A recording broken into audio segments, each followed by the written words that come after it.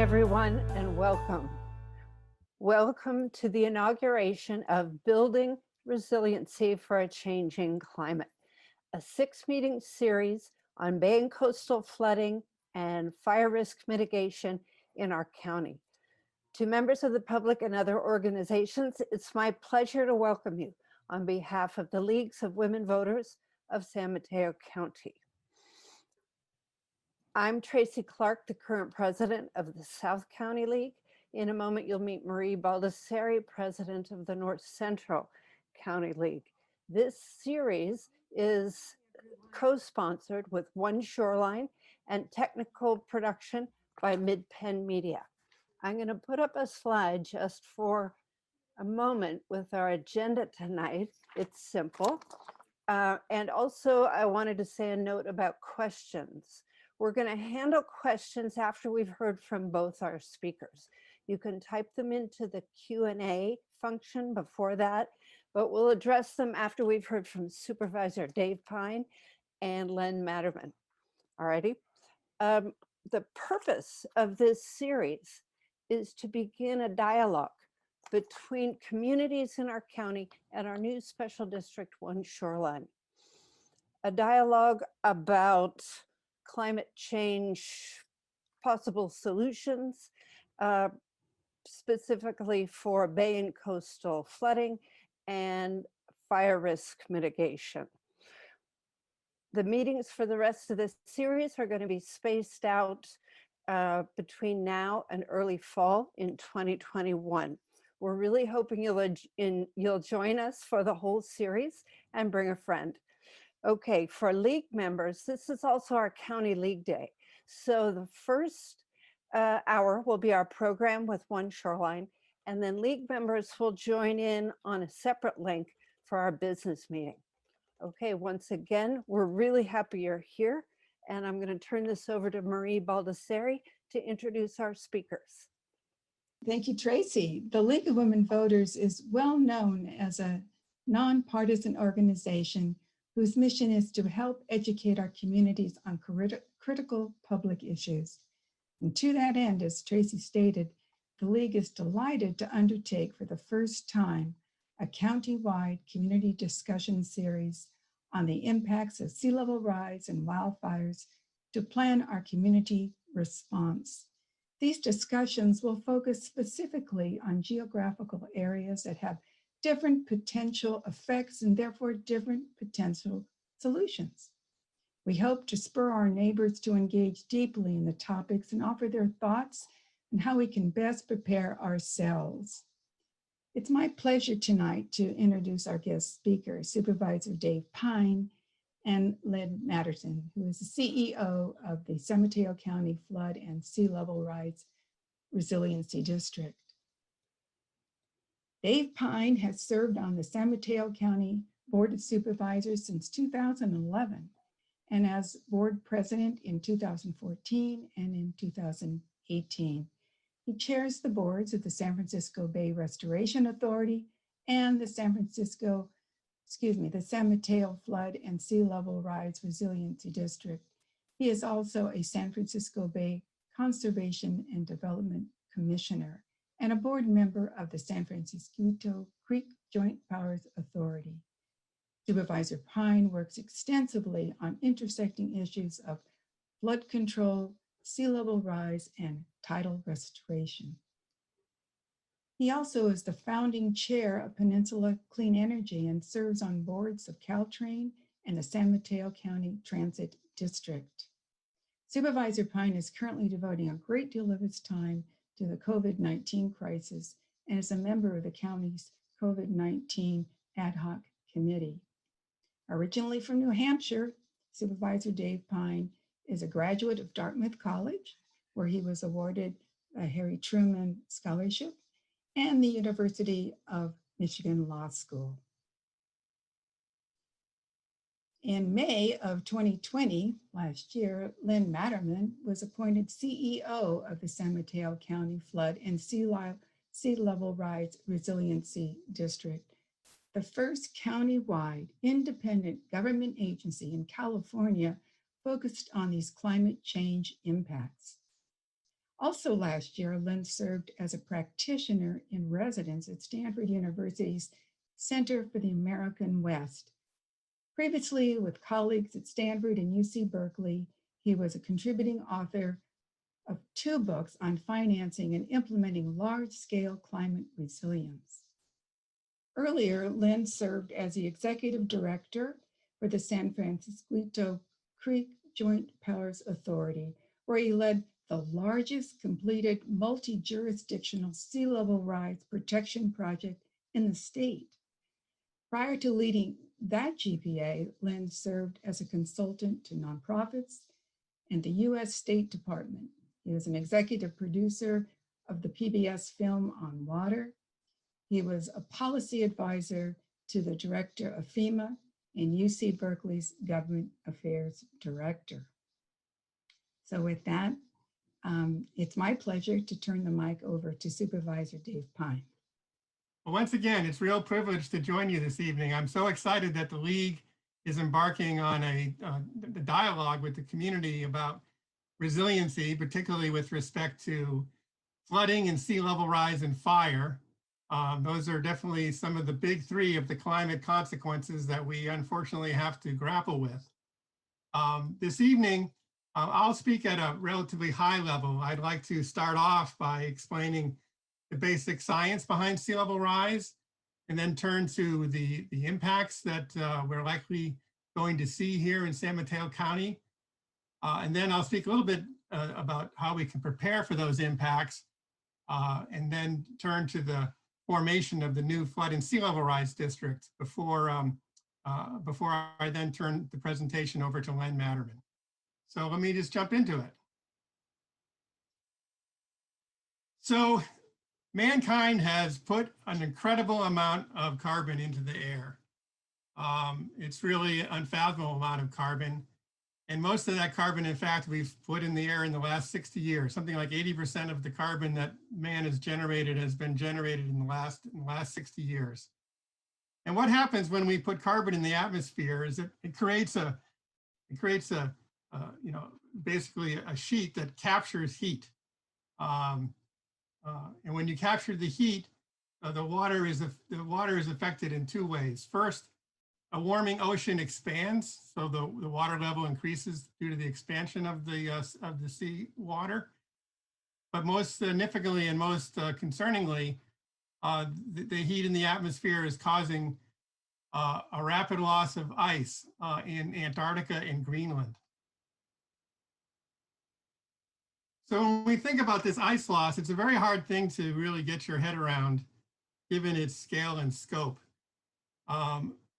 I know, like, when I have the good fortune to fly to Hawaii, say, and you look out over that big ocean and you wonder, or I wonder, like, how could we ever increase the sea level, the level of the sea? How could that body of water of that magnitude increase due to the melting of the ice? Well, it is increasing and will increase significantly because we just have an incredible amount of ice captured on Greenland and in Antarctica. And that ice is melting at an increasingly rapid rate. One study suggests that between 1994 and today, we've lost in the vicinity of 28 trillion tons of ice, which is more ice than the entire size of Mount Everest. And back in the 90s, we were losing this ice at the rate of about 800,000 tons a year, and now it's more like 1.3 million tons a year. So trillion, I should say. So this ice melting is significant, and it's going to change our environment in profound ways. So a question that's commonly asked is, well, just how much will the sea rise? What will happen to the bay levels in San Mateo County? And perhaps one of the better studies to take a look at the future is something put together by the Ocean Protection Council. And as you can see in this slide, they've prepared kind of a range of estimates for different timeframes. So when we look out at the 2050 time period, which is only 30 years away. We're looking at anywhere from 7 to 23 inches with a likely magnitude closer to 13 inches. So perhaps a foot of sea level rise in 2050. We move further out to 2100, the numbers is much more of a range, is much more uncertainty. It could be 12 to 83 inches as shown here, with a more likely range of upwards of 40 inches or upwards of 3 feet. And under certain scenarios, if there's catastrophic ice melting, there could be as much as 10 feet. But when I think about sea level rise, I typically think about 3 feet of sea level rise by the end of the century. And again, in some ways it's a long time away, but in other respects it isn't. There are young people now alive in the Bay Area that are going to see our bay 3 feet higher than it is today. So this is coming at us, and the question is, what will we do to prepare for it? And when we talk about sea level rise, it's also important to keep in mind a concept that's commonly called total water. So when we're thinking of the risk of sea level rise, we're thinking, of course, of the flooding risk. But the amount of flooding that will occur is dependent on a number of factors. So one, of course, is the tide. Is it a high tide? Secondly, is there a storm happening on that particular day? When storms occur, there's storm surges and the amount of water increases. And then you add a certain amount of sea level rise and you have additional water. So it's not just the simple fact that the sea level is rising due to climate change, but it also, we have flooding risk posed by storms and high tides. So this chart's a little tricky to digest, but what it tries to show is that if we're concerned about 36 inches of sea level rise, if you look out in the column that shows a 5-year event, a 5-year storm, or a storm that happens every 5 years, if we were to have 12 inches of sea level rise in a 5-year storm, that would be the equivalent of 3 feet of sea level rise. So it's the combination of sea level rise and storm events that we have to be concerned about. So what does this mean for San Mateo County?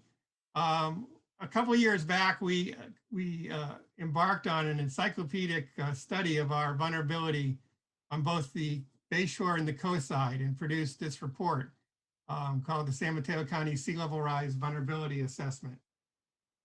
And we looked at a couple of different scenarios. The primary one being what type of flooding would we see if there was 3.3 feet of sea level rise, which is about a meter, plus a 1% storm or 1 in a 100-year storm. We also looked at a more serious set of factors with 6.6 feet of sea level rise.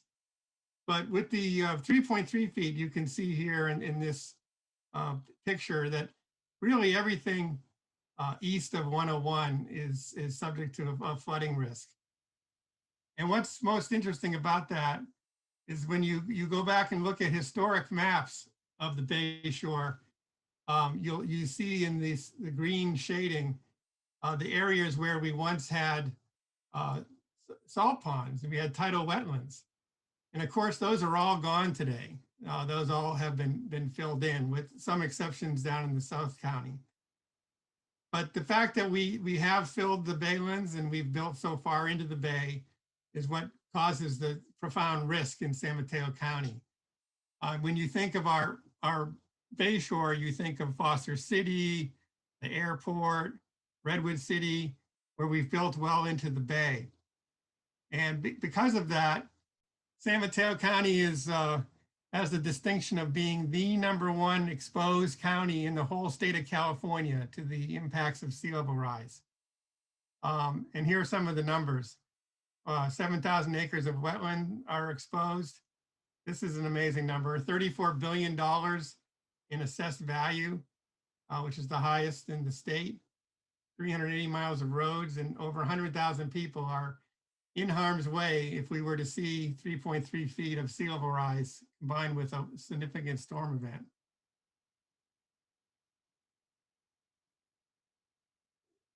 Now, when we talk about sea level rise and we look out over the bay, you know, the bay looks the same every day, and it's hard to imagine that we have this slowly emerging emergency coming our way. But things are a little different on the coast side, on the Pacific coast side, where, as I'm sure everyone's aware, we've experienced significant coastal erosion. This is a well-known picture of some apartments in Pacifica that were put right to the edge of a bluff due to coastal erosion. Here's another picture in Pacifica. Now, coastal erosion has been going on for many decades and is not solely attributable to sea level rise. It's really a natural phenomenon of the ocean waves and storm events wearing away at very fragile coastal bluffs. But sea level rise compounds this problem because with increased sea level, the wave action is that much more severe. So that brings us to the question of, well, what are we going to do? And again, we'll talk at a very high level, and during the series, you'll get into a lot of details and look at a lot of specific projects. But there are basically three strategies. We can try to protect our infrastructure. We can try to figure out a way to live with the water, or we can consider relocating our assets. Now, the strategy that is most commonly considered is protecting the asset. Probably the best example of this right now is the levee system that's being constructed in Foster City. Foster City has always had a levee system, but it was deemed inadequate by FEMA. And so the city passed a $90 million general obligation bond to strengthen and raise the levee system around its entire community.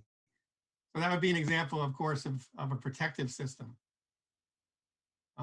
They envision constructing a kind of a sheet pile wall and raising the elevation of the bay trail.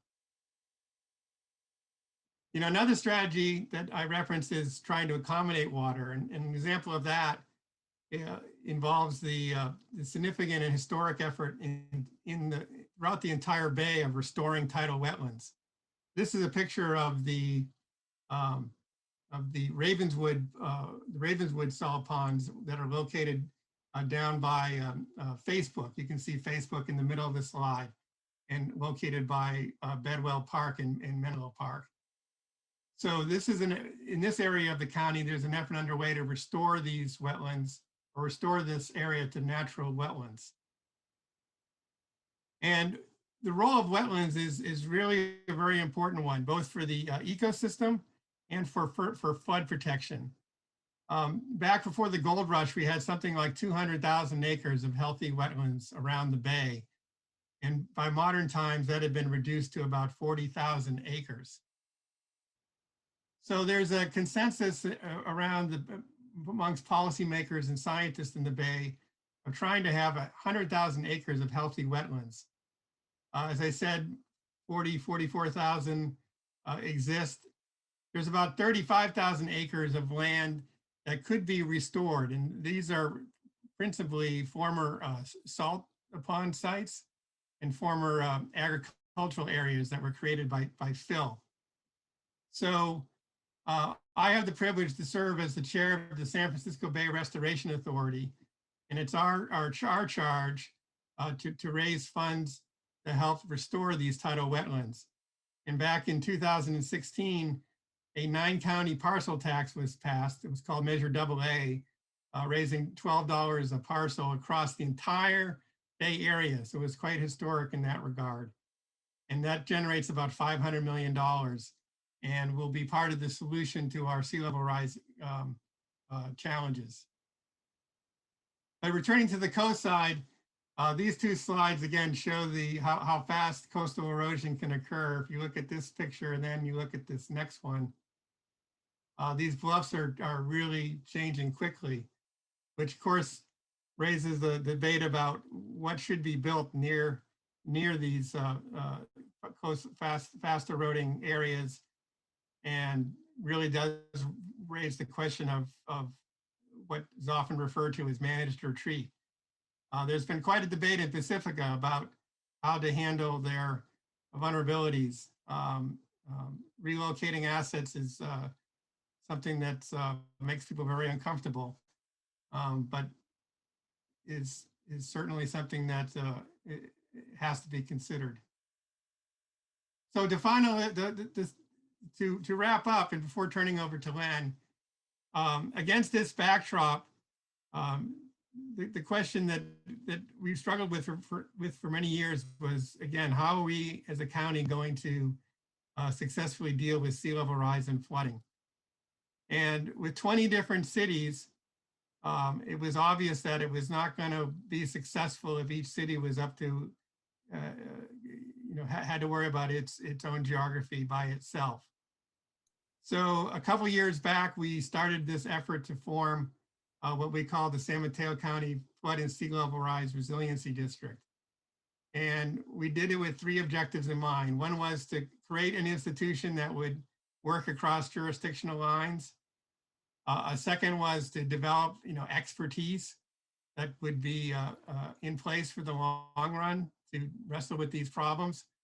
And the third was to position the county to compete for funding, because funding of these projects is always a significant challenge. And by coming together as a single county, we significantly improve our viability for grants. So to make a long story short, what we did is we converted an existing flood control district in the county that had very limited scope, and changed its charge to deal with flooding, sea level rise, coastal erosion, and regional stormwater. And the way we went about funding it was we went out and spoke to all the 20 cities and reached agreement with the 20 cities that the county would pay half of the operating costs for a period of 3 years, and the 20 cities would each pay in a small amount, but a real amount to pay for the other 50%. So in our county, we have like 5 cities that don't touch the water. They did pay into this fund, and every other city did as well. So it was a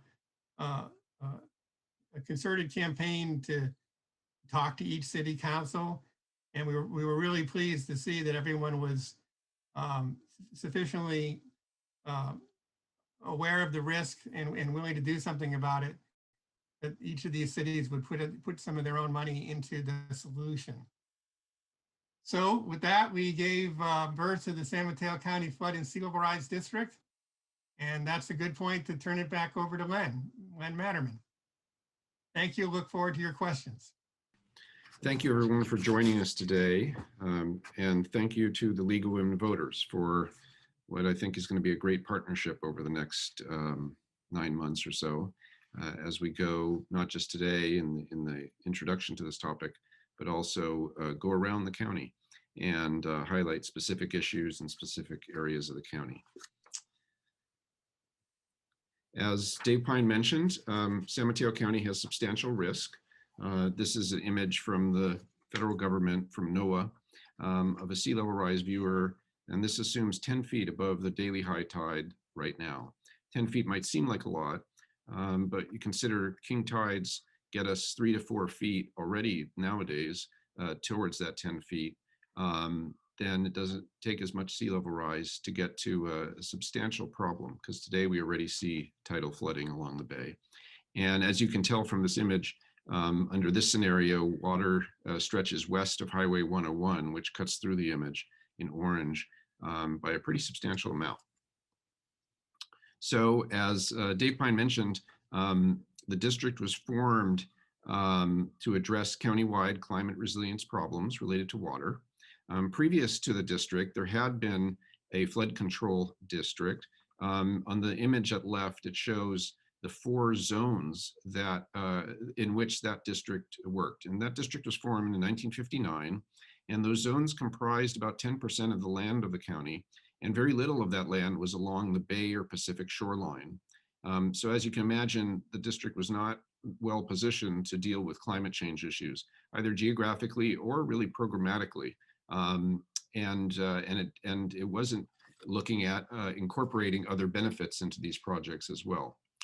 So in addition to that, the idea of working across jurisdictional lines is something that we all know is needed to address these climate change challenges, especially in regards to water, which of course doesn't respond well to jurisdictional boundaries, but goes where it needs to go. And then furthermore, regional expertise and focus, which is really required to address these large challenges, cannot be realized on a city-by-city basis. And so for these and other reasons, the district was formed. And as Dave mentioned, one of the main drivers was seeking external funding and creating opportunities to be better positioned for that, as well as working regionally on land rights and permitting issues, which can be really kind of the big drivers of how well projects get designed, built over a period of time. The district began beginning of last year.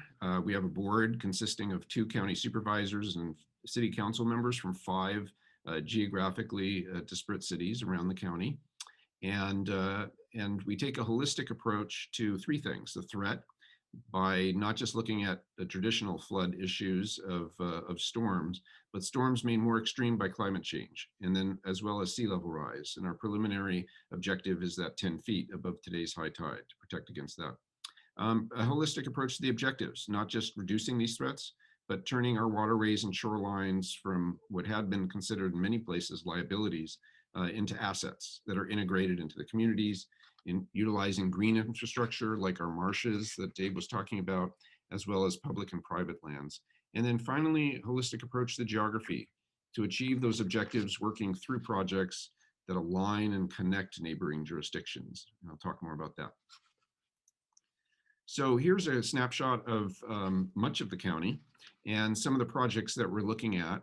We've only been around for 1 year, and we have a small staff of project managers, 2 project managers and a finance manager, and then myself.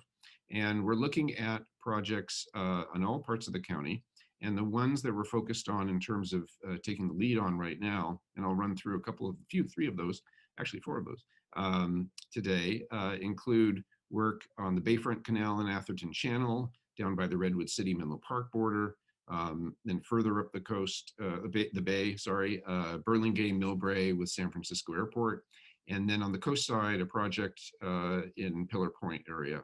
And then we have a countywide flood warning system. So I'll talk about those 4 projects today and touch on Redwood Shores, which is an emerging need. And there are other projects you can see in Belmont Creek, Pacifica, and South San Francisco area, and then in San Francisco Creek, which is the county line with Santa Clara County. So first, South San Francisco. South San Francisco is one of our flood zones that we inherited, these long-standing flood zones. This shows the current FEMA floodplain, which is the 100-year flood zone in the light blue, and then the 500-year flood zone in brown. As you may know, the areas in the 100-year flood zone, if you have a federally backed mortgage, property owner would be required to buy flood insurance. And it's our objective to reduce that, that risk as well as that financial liability.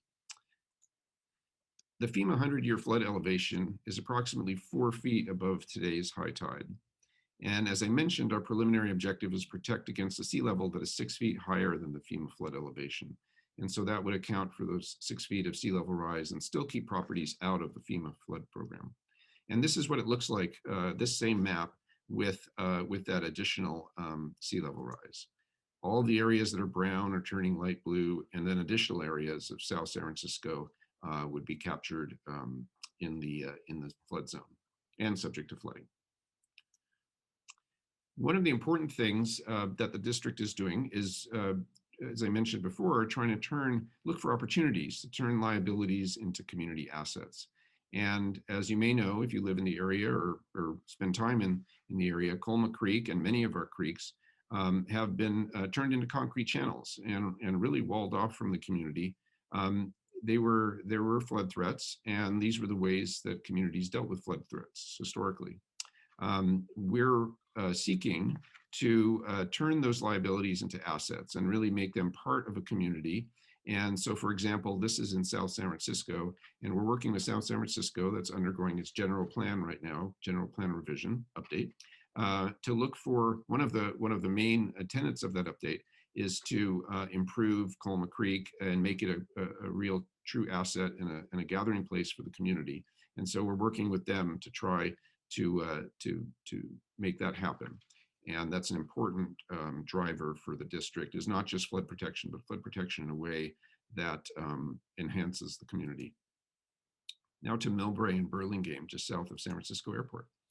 San Francisco Airport has been working for years on what it calls a shoreline protection project to deal with its sea level rise challenges. Basically, the whole airport is within the FEMA flood zone currently. And of course, that's going to be much worse as the seas continue to rise.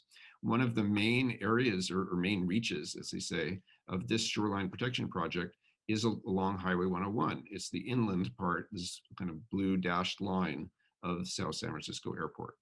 And so their project would be significantly benefited if the shoreline protection that they're doing was continued on the southern side and on the north side of the airport, and then they wouldn't really have to build this long segment along Highway 101. So at the same time, in 2019, the city of Burlingame produced a report on its sea level rise risk and potential adaptation strategies. And then in April of last year, April of 2020, the city of Millbrae produced a separate report. So there were these three existing efforts side by side to look at the same issue. And one of the reasons the district was created was to create a regional look at this issue rather than just a city by city look. And so we developed a project that incorporates Burlingame, Millbrae with SFO as a strong partner. And this is what it looks like down there. Right now, as you can see, this is Highway 101 cutting through the image. The bay is up top on the right, and Millbrae and Burlingame here. And I'll just go back for 1 second. The Caltrain and BART station is right here. The train tracks are this pink line that runs through the image here. Again, Highway 101, and this now shows the FEMA flood zone for that same location. So this is Burlingame and Millbrae, and here's the FEMA flood zone. When you add, you can see that most of the flood zone goes up, a large part goes up to the train tracks. And when you add sea level rise, that's still pretty much the case. There's a little bit over the train tracks, but it's pretty much the case that the train tracks are the divider, even with a substantial amount of sea level rise. So the project that we've developed with Millbrae and Burlingame is to look at the creeks that flow into the bay. These are the yellow lines here flowing into the bay. And then of course the bay shoreline down to Broadway. And that's about 1.5 miles of each. And that project has a proposal that we're expecting good things from in short order to the federal government through the state to fund most of the planning work to develop what this specific project would be and to begin the environmental documentation associated with it. Moving down the coast, the bay, is Redwood Shores. That's another project that I'll really briefly highlight. This is an emerging project. This shows Foster City and Redwood Shores. Highway 101 is at the bottom of the image, and Highway 92 goes through Foster City, of course, and heads to the East Bay through the top of the picture. So this is what it looks like. If you layer in the current FEMA flood zone, what you see is something really interesting. Dave Pine mentioned that Foster City, of course, has a project to protect itself. And what this brown area with these marks, these lines, is FEMA's way in its maps of saying that there are levees there, but those levees don't provide the level of protection that's needed. So Foster City has embarked on a project to turn this whole area into an area that's outside of the floodplain. And it has a certain number of years to do that. And as Dave mentioned, they approved a bond to pay for that, and the construction is underway. Redwood Shores has the same issue now. And Redwood Shores, we've just started to have conversations with Redwood City and with San Carlos and with the county, and Samtrans has important assets to do a project in the Redwood Shores area. So when we go around to these subsequent meetings with the League of Women Voters, we'll be focusing in more detail on a geographic basis on projects like these, as well as Millbrae, Burlingame, and South San Francisco's efforts. Down in Redwood City and Menlo Park, and their substantial county land, there's a major flooding issue that's been longstanding. Since 1951, 40 flood events have been recorded, resulting from overtopping what's called Bayfront Canal and Atherton Channel. And these are pictures from recent flooding there. As you may know, that area has many mobile home parks, and those people that live there are disproportionately impacted by this flooding. And so it's, of course, it's a public health and safety issue. It results in property damage, economic impacts, regional emergency response impacts. So it's been a real problem on an almost annual basis. And so we have a project, our first project going to construction. It will be going to construction in April of this year, 2 months from now almost. And what it does essentially, here's water, comes down Atherton Channel, water comes down Bayfront Canal. It tries to get out, but when there's a high tide, the water can't get out. And so it backs up into the canal and into the channel and overtops and causes flooding. So the project that we'll be building is where this pink arrow is. It basically creates an underground culvert to send water into these former salt ponds. And these former salt ponds will act like a detention basin during high tides and rain events to allow water to flow in that direction and therefore not back up in the canal and the channel. And we're excited about starting that project. The planning and design for this project started 7 years ago, or actually 8 years ago. And so it's great for these people that they're finally going to get some relief. We hope by next winter. That's the plan. Finally, Pillar Point area on the coast. This image in the upper left from 1956 shows a really nice kind of half moon, right? Just north of Half Moon Bay. And this is what the beaches would look like under normal conditions when there wasn't a built structures.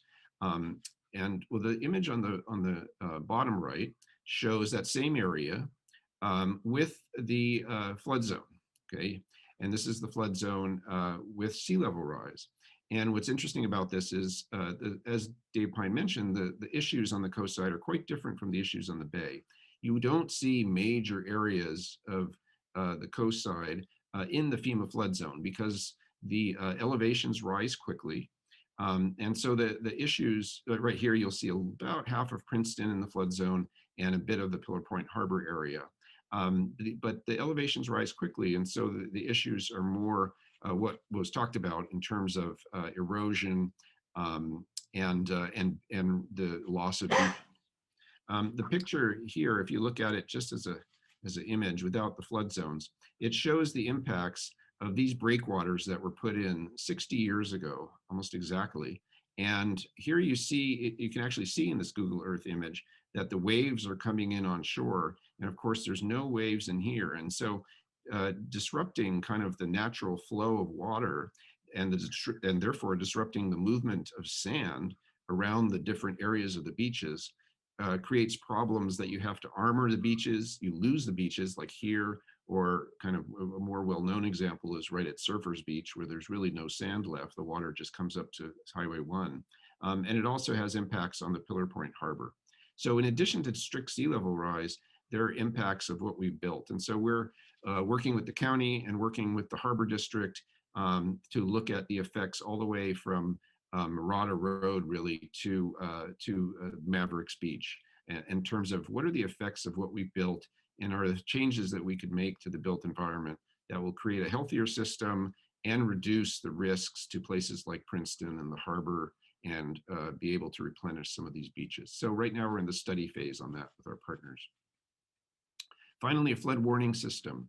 And it's timely. We finally had our first major rainstorm last week. We have a project to do what's called emergency action plans by watershed, which is multiple cities. We're doing 4 of them in 2021.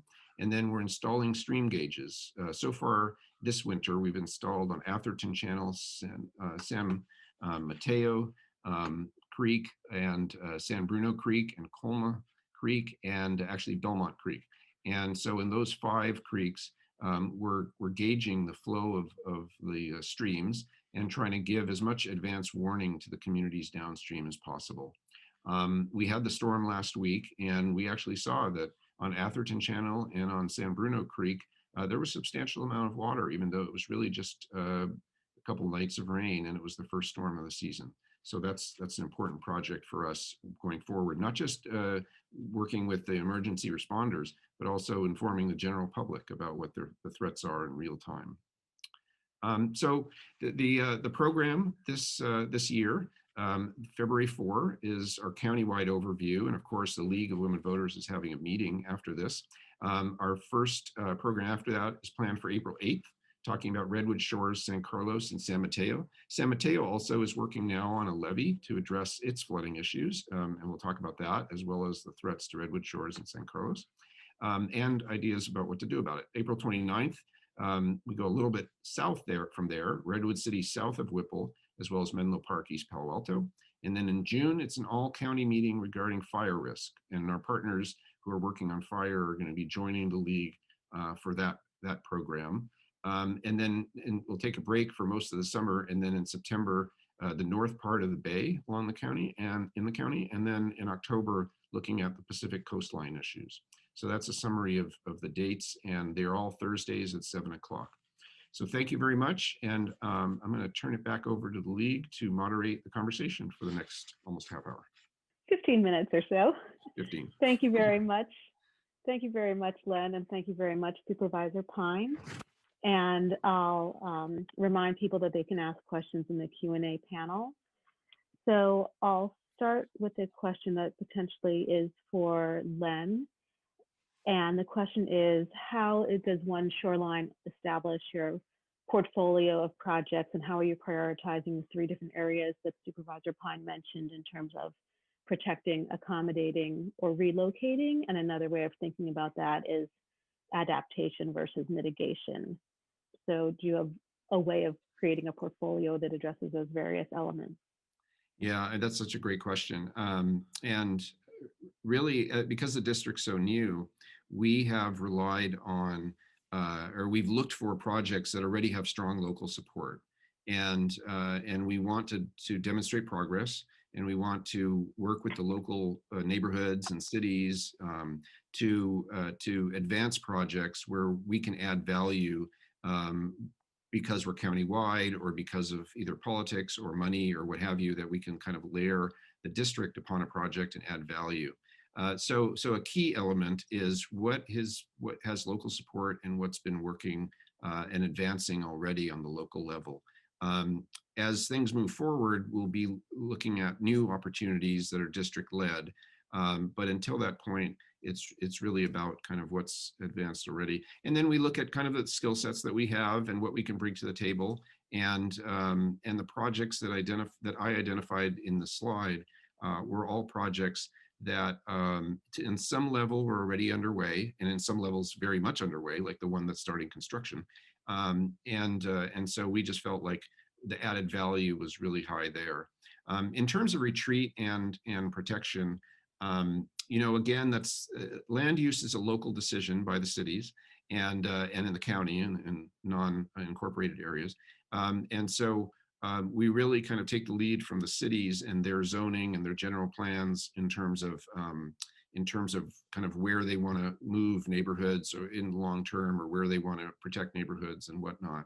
I could say that one of the things the district is trying to do that I didn't talk about is create a unified objective on the Bay side, especially about what protection and ecological enhancement and future development should look like, and what should be our standards and objectives that are consistent between the cities up and down the Bay, so that we all can kind of come in agreement as a county. And that's one of the things I think this district can add value on, is that cohesiveness for the OneShoreline.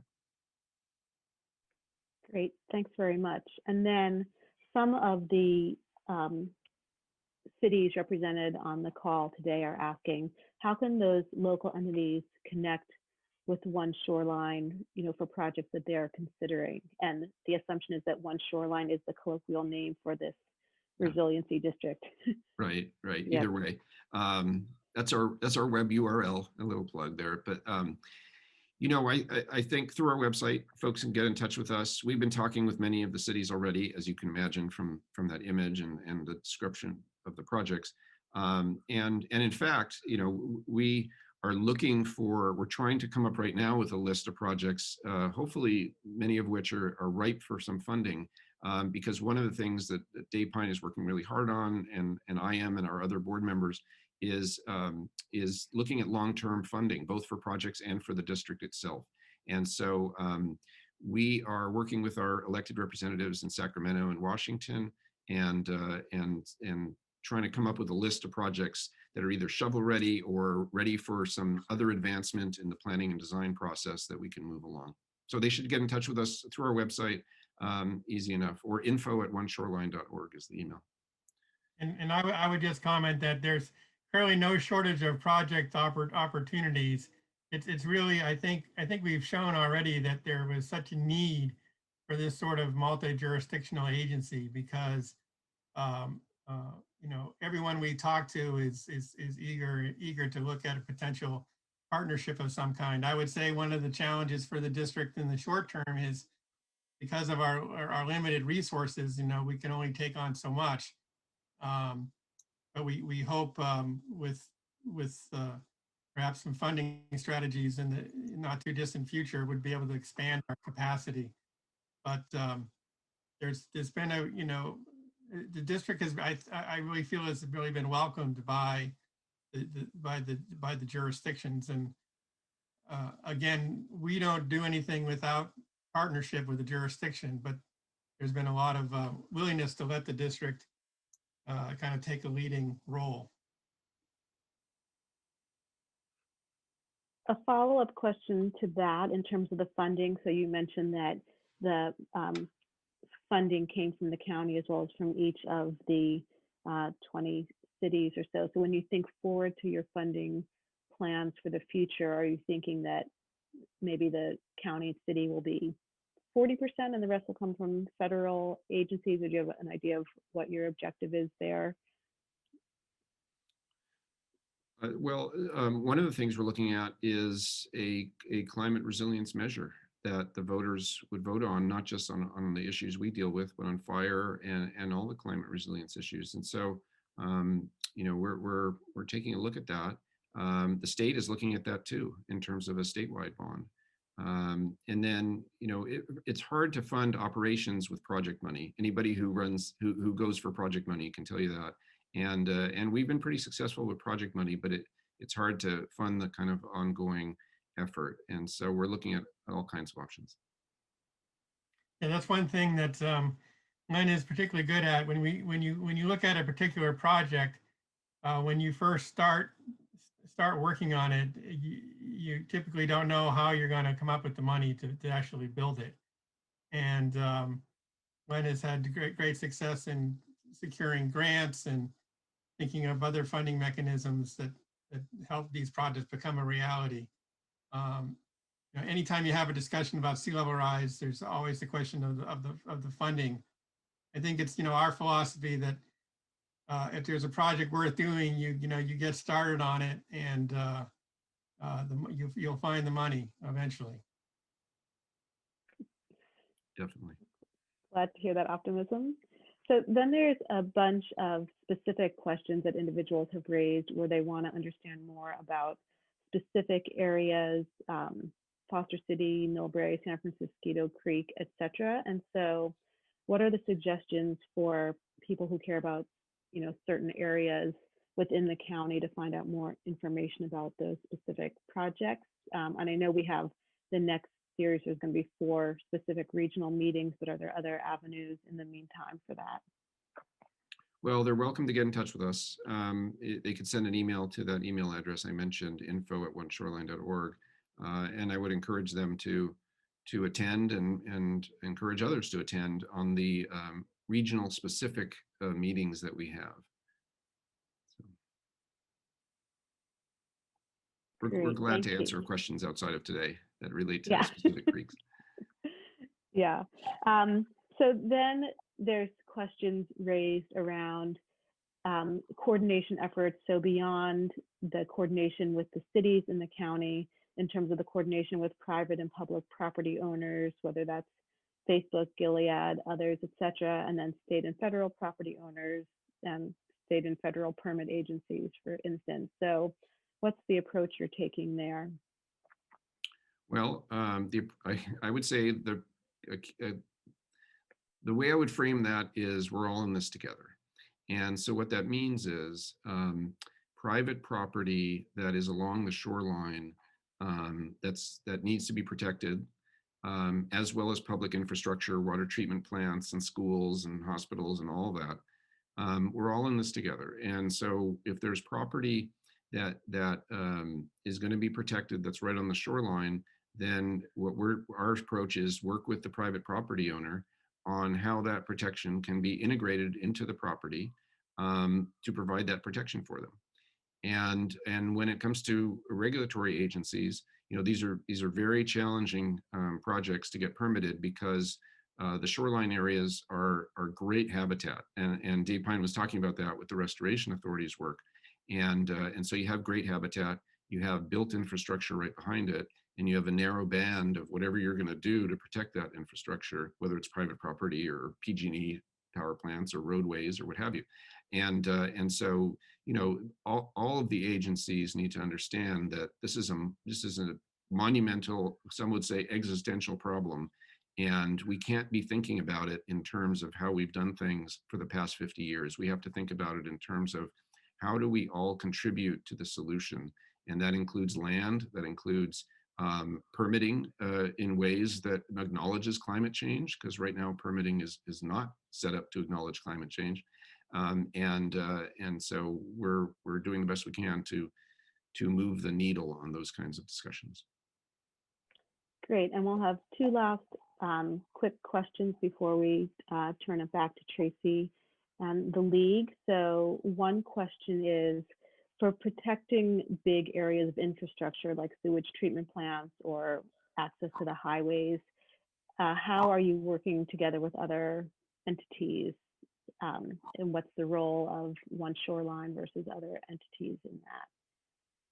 Well, it's a complicated conversation. If the issue is, let's say, a highway 101 or Highway 84, which are both in the FEMA flood zone right now and will be substantially impacted by climate change, you know, then Caltrans is a very interested partner in these discussions. And for example, when I was involved with the San Francisco Creek project, that Joint Powers Authority was mentioned, Caltrans provided great benefit to the first project, which they rebuilt the Highway 101. That was about a $20 million effort. That was their contribution to the project. PG&E contributed $10 million worth of work to move their main gas pipeline on the peninsula.